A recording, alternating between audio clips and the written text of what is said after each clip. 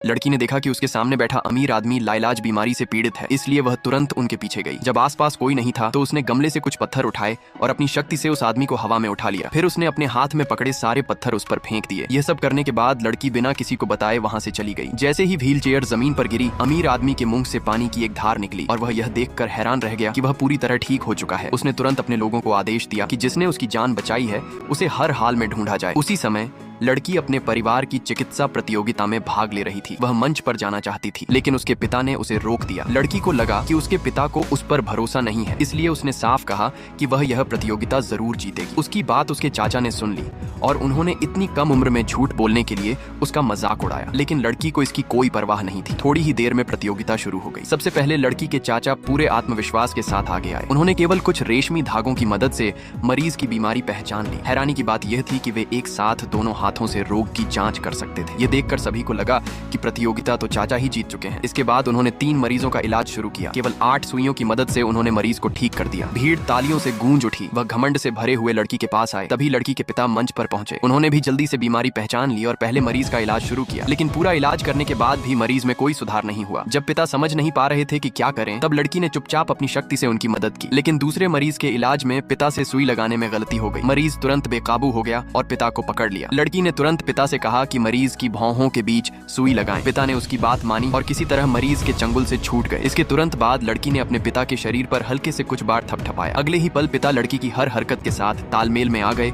और दोनों ने मिलकर मरीज का इलाज किया। मरीज पल भर में सामान्य हो गया। यह देखकर वहां मौजूद सभी लोग हैरान रह गए, लेकिन लड़की के चाचा फिर भी उसे घर से निकालने की जिद पर अड़े रहे। इसी समय वह अमीर आदमी वहां पहुंच गया।